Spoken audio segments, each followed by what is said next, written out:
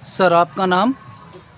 मैं कमलेश वाकला, शाखा प्रबंधक और हमारे कर्मचारी संघ अधिकारी संघ का ब्लॉक अध्यक्ष हूँ।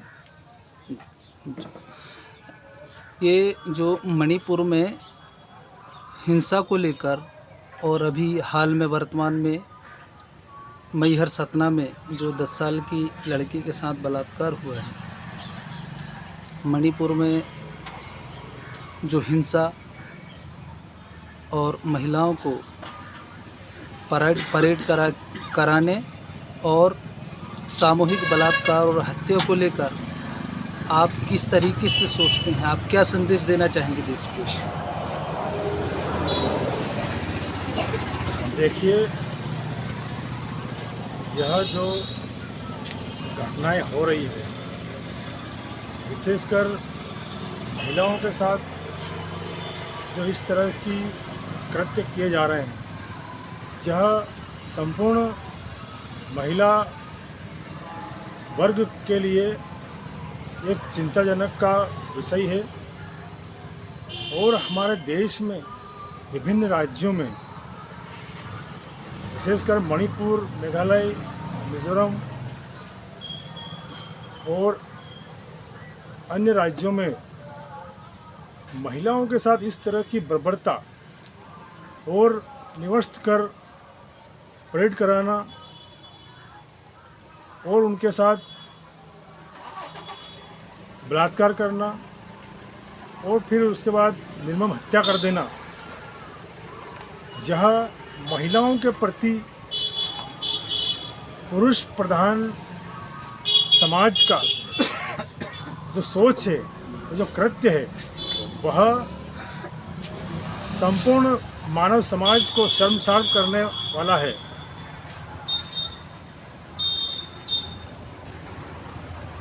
हमारा कहना यह है सर, मणिपुर की महामहिम राज्यपाल माननीय अनुसुईया उइके जी हैं,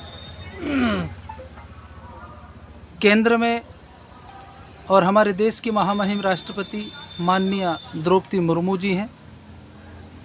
महिला आयोग है, मानव अधिकार आयोग है, और हमारे देश के केंद्र सरकार में बैठे माननीय प्रधानमंत्री जी हैं। इनके रहते हुए ऐसी क्या बात है कि इन्होंने संज्ञान नहीं लिया?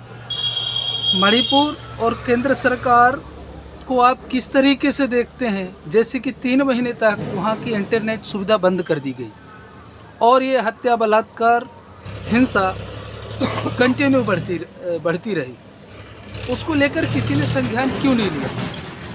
इसमें आप क्या कहना चाहेंगे? देखिए, ये सरकारी तंत्र से हम संबंध रखते हैं और हम किसी का न सहयोग और न समर्थन करते हैं, मूल बात। लेकिन हम सामाजिक स्तर पर देखते हैं तो जो भी लोग यह षड्यंत्र करते हैं, वह मणिपुर घटना को लेकर देखा जा रहा है कि एक षड्यंत्र पूर्वक किया जा रहा है और जिसे 3 महीने तक देश के सामने नहीं लाना और देश की जनता को, लोगों को ऐसी भयावह घटनाओं से आज की तारीख में अनजान बनाए रखना, उनको मानवीय संवेदना जागृत ना हो, इसलिए इस घटना को छुपा के रखना एक बहुत बड़ी साजिश के तहत हो सकता है। और सबसे महत्वपूर्ण बात यह है कि हमारा जो आदिवासी वर्ग है, उनके साथ ऐसी घटनाएं करना और होना, और देश की जो जनता है वो चुप है आज की तारीख में। जैसे पूर्व वर्षों में कई घटनाएं घटित हुई है महिलाओं के साथ, जैसे निर्भया कांड हुआ है, उसमें पूरे देश की जनता, उसमें हर वर्ग शामिल हुआ था, उसे न्याय दिलाने के लिए आवाज़ उठाई थी, पूरा देश भावुक था। लेकिन आज हमारे समाज की, आदिवासी समाज की 2 महिलाओं के साथ ऐसी घटनाएं हुई और सामने आया वीडियो, 2 महीने बाद वह वीडियो आया सामने। उसके बाद हमारा आदिवासी वर्ग ही उसमें आवाज़ उठा रहा है, लेकिन बाकी जो जनता है, पब्लिक है, या अधिकारी कर्मचारी वर्ग है, या तमाम संगठन है, राजनीतिक संगठन हो गए हैं, या चाहे हर किसी भी वर्ग का संगठन हो, वह खुलकर सामने नहीं आ पा रहा है। इसका मतलब साफ है कि आदिवासी वर्ग के साथ कुछ भी हो जाए, लेकिन उनकी जो मानसिकता है वो बदल नहीं पा रही है, आदिवासी वर्ग के साथ विशेषकर। तो जो हत्या हो रही है, बलात्कार हो रहे हैं, आए दिन हमारे आदिवासी वर्ग के साथ ऐसी घटनाएं हो रही है, लेकिन कुछ घटनाएं सामने नहीं आ पाती है। अभी हाल ही में गुजरात में, मणिपुर में जो हिंसा हुई है, बलात्कार हुए हैं महिलाओं के साथ में, वैसी ही घटना घटित हुई है। अभी कल की तारीख में ही हुई है, महिला की बलात्कार हुआ है और उसकी निर्मम हत्या कर दी गई है, लेकिन देश को नहीं पता है।